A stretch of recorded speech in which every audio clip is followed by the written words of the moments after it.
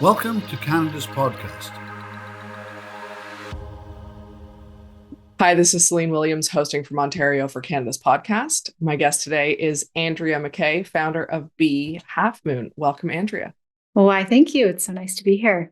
I'm very happy to have you here. I'd love to know a little bit about your journey to becoming the founder of Bee Half Moon and what what that experience has been like and looked like for you. Yeah, it's a big question. Where do I begin? We are celebrating our 10-year anniversary in April. Congratulations. Yeah, it's actually shocking to me that we've been around for almost a decade. But I mean, truly, my entrepreneurial journey started far before that. And I would say it dates back to my postgraduate degree when I went to Australia after graduating from my BCom at McGill. I moved to Australia, wanted to travel, go somewhere different, but come home with something productive, which in my eyes was a degree. So I did my master's of international business and was stationed in Manly, Australia. It turned out that I was the only Canadian in the program there. And that was really daunting for me. I was in my early 20s, very shy, not 100% sure of myself yet. And what really grounded me in my experience there and kind of gave me the strength to connect with people from all over the world was I found yoga. And Australia, this was 21 years ago, Australia had this wellness culture that I had never experienced before. And I just caught the bug. There was yoga at every street corner, bookended by crystal shops that were bookended by smoothie bars, one of which I worked at. People were always out for runs and surfing and, of course, the yoga and meditation. And it was just this beautiful culture that I became a part of and supported me through that time. And that's when the seed of integrating wellness and business was kind of forged and planted in my mind. So it all started 21 years ago with that. I came back to Canada with my degree in international business. And truly, like many postgraduates, I had no idea what I wanted to do. And embarrassingly, I took basically the first job I was offered, which was through networking. I got a marketing agency job. And I stayed in the marketing agency world for about 7 or 8 years. And I really learned a lot there. I excelled there. It allowed me to exercise my creative self while kind of integrating that strength with business development and client services. And I can be very professional and corporate. So it was a good experience from that perspective. And I rose in the ranks. But I felt like I was kind of there's a glass ceiling and I just didn't have enough control over my destiny. So after about, I guess it was 8 years there, I went to about 4 agencies over 8 years. I was ahead of my generation, stayed in jobs for a long time. I did not. I jumped around a lot. And then I took a huge leap of faith and joined my father's business. Which was a huge move for me. And I went from the marketing world in marketing D2C, so consumer-facing brands I worked for, Procter & Gamble and big brands like that, to working for my father's business, where it was all B2B industrial. I was the only female, and everyone was a male over 50 or 55. And I was the boss's daughter. So I walked into this foreign world with a totally different cultural element to it, with a bit of a label being you're a young lady who's the boss's daughter. So I really had to learn a lot. I had to put my head down and prove that I'm not just the boss's daughter and that women can do this stuff too. And I did that. I put my head down and I busted my bum, as I always do, and kind of, paved a way for myself within my dad's company. I was 5th generation. The company's over 120 years old, which I'm very proud of and very honored to have been a part of. And it's with that I was eventually handed the role of running one of his subsidiaries. And that subsidiary, his oldest subsidiary, is a foam manufacturing business. And so I became the president of this rubber manufacturing company. Truly felt out of my comfort zone, out of my league, in the sense that like my strength is not in manufacturing or operations or industrial. But again, I have the work ethic and I worked hard. But that's where I was in the R&D lab. I was with a gentleman named Sathi, who was in his 60s at the time. And my dad had signed his immigration papers in 1990, like this cool heritage R&D lab technician. And I stumbled across a really sticky rubber compound. And I said, half jokingly to Sathi, hey, this would make an amazing yoga mat. And he was like, oh, like, sure, whatever. And the moment I said that, I couldn't get it out of my head. And that is when the true inception of Be Half Moon really started. Although the seed, as I said earlier, that desire and passion to do something in the world of wellness started when I was doing my degree in Australia. The idea, the nugget, was found in that R&D lab. And so I don't know, I could keep going forever. I mean, it's interesting. I think your journey is already, and I get that there's more elements to this, but so first off, I think so many people can resonate with, you get a degree, you really don't know what you're going to do with it. And the first offer, you're like, sounds great. Let's do that. So I think that is so common for people. I appreciate you saying that. But then to spend that time in the world of marketing and then to have the experience in a family run business, which I can only imagine the dynamics at play there. And there are some families have specific challenges, not when working together. Right. Yeah. Let alone when working together. And then to have part and parcel of that be the nugget for this business that's almost 10 years old. It's very interesting. So very special. Yeah. I can appreciate that more now, 10 years in, for sure.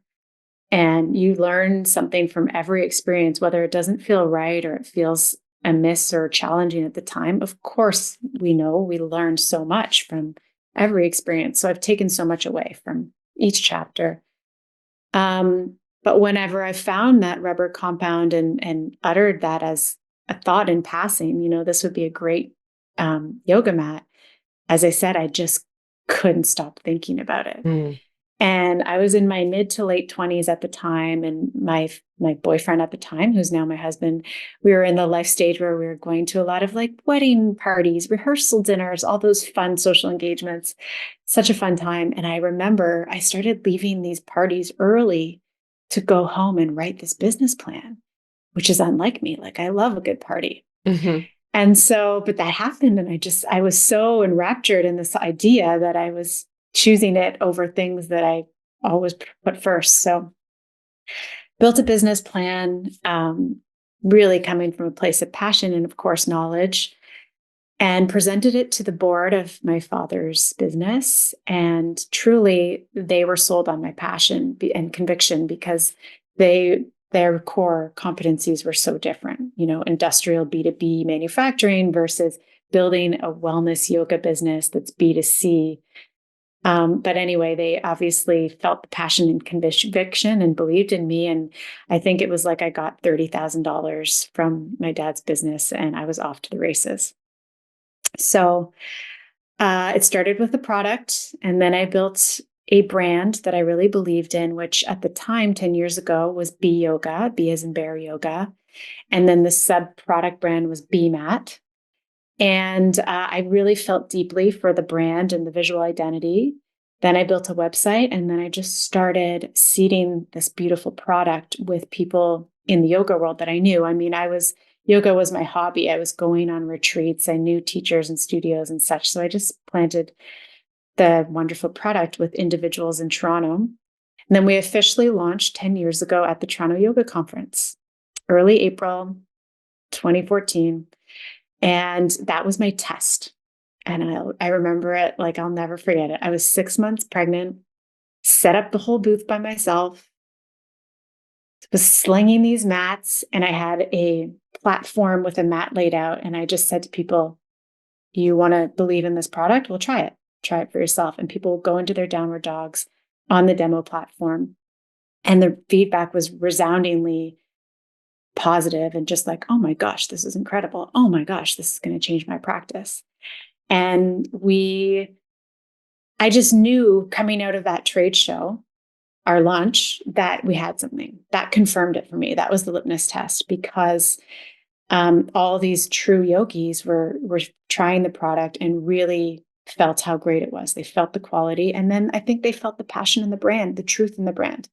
There was also a really interesting time in consumer branding and almost like pop culture where independent brands were increasingly coming out of the woodwork. So, 15 years ago, it was like all the Starbucks chains were predominant and all the restaurant chains were predominant and the big box stores were predominant. And if we look back over the past 10 years, we've seen such a surge of independent coffee shops, restaurants, brands coming into our marketplace, into our economy, into pop culture. And I was kind of part of that wave, and that was really fun. It's like people are inspired by local independent brands more than ever. And big companies like Shopify have made that more accessible. The barriers to entry are lower. People aren't having to spend millions of dollars on mass media to make a mark. So people say timing is a factor. For sure, there's a timing element in this, and that I was on that wave of independent brands coming into the economy, which I'm so grateful for and just inspired by, because I'm such a creative. So that's how it started 10 years ago. And I mean, it's been a ride, as you can imagine, since then. Join our thriving community of like-minded individuals who share a passion for success and innovation. Canadaspodcast.com. Subscribe now. I mean, I can only imagine the ups and downs that come with 10 years in any business, especially a product-based business, because I'm saying this not knowing, excuse me, how it would affect yoga mats and things like that, but there are so many trends that happen in 10 years in products in general. Yeah. Right? People like this, people like that. This comes up, this is more important, whatever the case may be. And I'm wondering how, if you saw any of that, if it affected your business at all in reflection, what you, I'm going to say learned from it, but in the sense that it's like, oh, these are the things that I did that were really effective or less effective, because we always have those as well. 100%. How much time do you have? Hit me. No, I mean, I think from a brand perspective, we've maintained relevance over the decade, because the brand is all about, the B is all about be yourself, whoever you need to be, whatever you need to be on any given day, and we're here to support you. And I think that individuality support is something that has just increased with relevance over 10 years. But from a product perspective, we've really evolved with the trends in wellness. For example, 10 years ago, it was like you're going to a yoga studio. Today, the studios are hybrids. Yoga, Pilates, HIIT, meditation, breath work. The list goes on, bar, which I love. And my practice has changed so much over the past 10 years, my wellness practice. And our product offering and even our messaging has kind of evolved with that. So for example, 4 years ago, we were really intentional in that, okay, people are doing these hybrid practices. So we want to offer products that support that. So now we have Pilates mats, we have strengthening props like weights. So we've really evolved from that perspective to offer products that support the modalities that people are really exploring. And I'm very proud of that. 6 years ago, we were trying very hard to get into meditation, breath work, supporting type products. So I'm sitting on a meditation cushion right now. We got into that actually through acquiring another local wellness business called Half Moon. which was a huge moment for me and for the business. Half Moon's actually 35 years old. And yeah, and the founder of Half Moon is from Oakville. Her name's Beth. She started Half Moon, again, 35 years ago in Vancouver. And she was inspired by a yoga trip she did in the 80s in India and came back to Vancouver. She was working for a futon manufacturer, and she said, there's no props available in North America. I'm going to make meditation cushions, bolsters, and stretch straps through what I've learned at this futon shop. And so she started making these, what we call soft goods in the industry. And that became Half Moon yoga products. As a yogi, as you know, I've been in that world since Australia. Half Moon is the institution. Half Moon is the brand for yogis. So Beth, 5 or 6 years ago, was nearing 60 and looking to retire. So she took a leap of faith. There's a thread of taking leaps of faith in this story. And she reached out to me and just said, Andrea, I love what you're doing with Be Yoga. I see that our ethos and our brand values are aligned. I'm looking to retire. I'm looking to sell my business. I have 2 suitors, but I feel like you might be a better fit because you get me and you get what's going on, what we're doing here. And getting that email, it was April 7 years ago, was such a moment for me because I was at the same time trying to get into soft goods and bumping up against walls. And here she was knocking on my door at the same time. So that was a big milestone. And that allowed us, going back to the story of evolving our product offering to evolve with my wellness practice and others in the world, in acquiring Half Moon 6 years ago in February.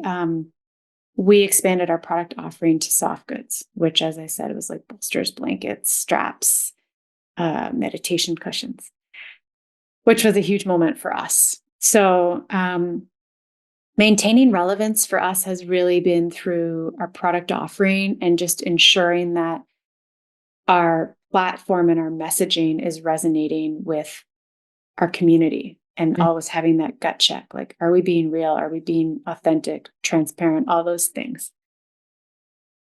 So you mentioned a number of leaps of faith that happened. And obviously, many of them turned out positive and wonderful. Were there any, leaps of faith or lessons where you were like, I would not do that again, or that was a lesson that I definitely learned along the way? With every leap of faith has come extreme challenge. And that's the side of the story that people don't hear as often. So, the leap of faith in joining my father's business, well, it's, bless him, my father is probably my biggest mentor, but it was a very patriarchal culture and company. They had never had a mat leave. I had 2 kids while I was there, and I had no support in that. I had to, really advocate to have a voice in a culture with men over 50 and actually really be confident in using my voice while there may have been doubters in the room. So that was a huge challenge for me in that chapter as a result of that leap of faith. In the leap of faith in acquiring Half Moon, that was more Beth's leap of faith, but acquiring Half Moon opened our corporate world to offering so many more products. But I ended up acquiring a business that was larger than the incumbent business. I acquired a business that had a team and culture in Vancouver, and my team at the time was in Toronto. As you can imagine, that would be fraught with challenge. Once again, I had to go into this new setting, prove myself to this team who was like, who's the kid who just bought Beth's business, who has a smaller business, who's from Toronto, and I had to learn a lot about the cultural differences between two geographical regions in our own country. I've learned so much, and that was really, really, really hard. So it's almost like, everything has the yin and the yang, or the double-edged sword. Every experience has had a challenge, but one major learning I've accrued through experience over 15 years is, every challenge in the end is an opportunity in disguise in some way, shape, or form. And I've learned that time and time again. And some challenges are way bigger, but in the end, they bring about some light, some opportunity, some learning. Discover the latest trends, strategies, and success stories in the ever-evolving world of business.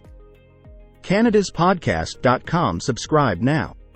I'd imagine that would be great advice to give to one's younger self, younger self, where we're like, we can't always, first off, we can almost never see that when we're in the thick of it.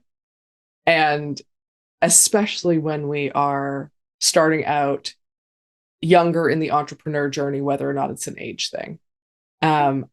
Besides that, I'm curious if there is any advice you would give yourself if you were to go back in time, or to an entrepreneur starting out today who's thinking, who's taking on new challenges and stepping into the world of the unknowns of running a business.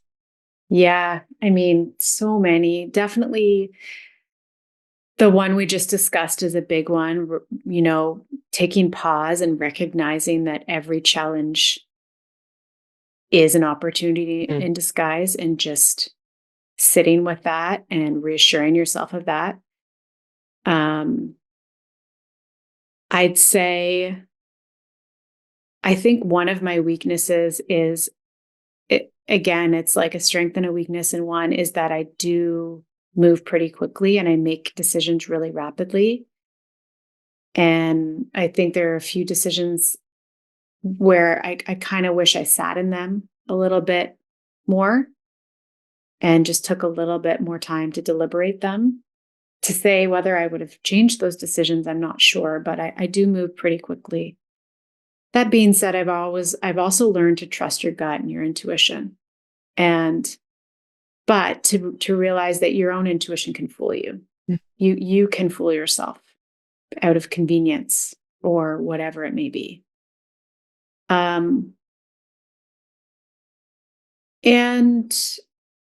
I think there's great value in following your passion, because we spend so much time. Our work life is such a huge percentage of our overall life. So why not pursue something that you're impassioned by, while recognizing that entrepreneurship is really, really hard, and you got to be ready to roll up your sleeves and do the work. But I think most entrepreneurs know that. So it's kind of a running list of insights and recommendations and feedback. And it's all of that's valuable to people who are starting out. And I think a lot of people want to become entrepreneurs. I talk about this a lot on this podcast and elsewhere. We glorify the idea of entrepreneurship, and we don't talk about the hard stuff. Yeah. And we don't talk about the fact that it's not for everyone. It isn't easy. It can be very hard.